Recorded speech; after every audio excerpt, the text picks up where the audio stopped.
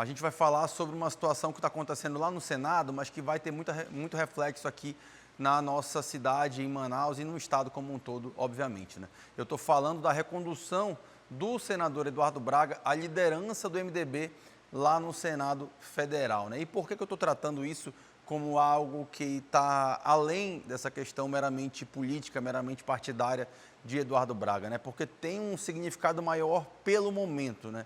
A gente está falando, né, de um senador que é relator da reforma tributária e o texto da reforma tributária pode muito bem trazer garantias ali para a Zona Franca de Manaus, né? Então, qual é a grande questão desse momento? Acho que passa muito menos por ter simpatia ou não pelo político, mas ter um pensamento mais pragmático nesse momento, né? A gente está falando de um relatório que está sendo aguardado por todo o Brasil. A gente sabe que boa parte do Brasil é contra o nosso modelo econômico e ter alguém que é daqui da região é importante para tentar protegê-lo. E alguém que faz a relatoria na liderança do MDB pode ser importante para a gente, porque o MDB representa ali 11 votos no Senado Federal, uma das principais bancadas, né, do Senado, né? E lá no Senado é diferente da Câmara. A gente tem 3 por estado, independente do tamanho e da quantidade do colégio eleitoral de cada um. Então, se você tem ali,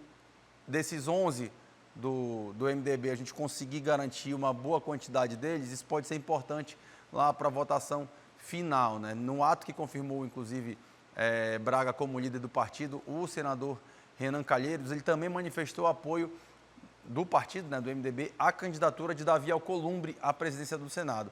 O Alcolumbre já foi presidente do Senado, ele é do Amapá e isso é mais uma coisa que está nesse bolo aí de situações para a gente colocar na conta desses votos, né, que podem ser importantes, né? Porque só quando você tem as bancadas aqui do Norte fechadas, já são aí 21 votos de senadores, né, em relação que estão prometendo garantir todo esse apoio à Zona Franca de Manaus. Você pega um pouco mais ali do MDB por conta dessa articulação, né, que o senador Eduardo Braga pode fazer em relação a isso. Você pega uma quantidade ali do PSD também, que também é liderado no Senado por um amazonense, o líder é o senador Omar Aziz, então a gente pode ir começando a juntar as peças ali para tentar a garantia desse nosso modelo econômico. A gente sabe que o texto chega inteiro ali, chega completo, mas muitas vezes ele acaba sendo feitos aqueles destaques, né, para fazer alteração em pontos específicos dos textos. E é aí que a gente precisa ter essa atenção e por isso que é importante que a gente tenha pessoas ali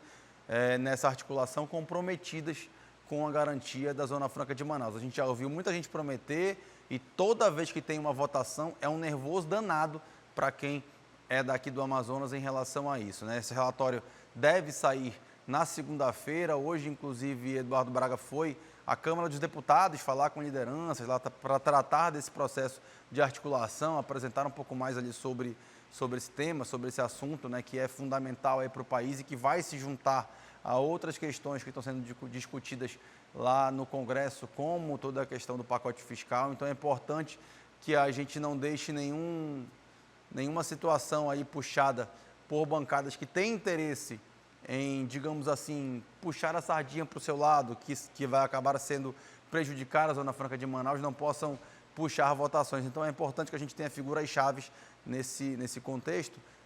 Bora ver se essa articulação que tem tudo para ser feita lá no Senado com essas lideranças que a gente tem pode resultar em vantagens aí nesse texto final, pelo menos no Senado, e aí depois a batalha na Câmara é uma outra batalha, uma batalha diferente, e a gente vai estar acompanhando, seja daqui, seja comigo lá em Brasília, para ver de que maneira a Zona Franca vai ficar posicionada, né, nesse desenho. A gente ainda não tem detalhes sobre o relatório, o senador tem, pelo que eu pude apurar, não tem revelado muita coisa, justamente para a gente não dar munição, né, para o inimigo, entre aspas, assim, né? A gente não está conseguindo avançar muito nesses detalhes, mas bora ver segunda-feira, quando isso for revelado, né, a todo o país e como a Zona Franca vai estar preservada nesse relatório e de que maneira vai ser feito para a gente garantir as votações necessárias para isso. Quer ficar por dentro de todas as notícias da programação de A Crítica? Então já se inscreve no nosso canal, ativa aí o sininho para receber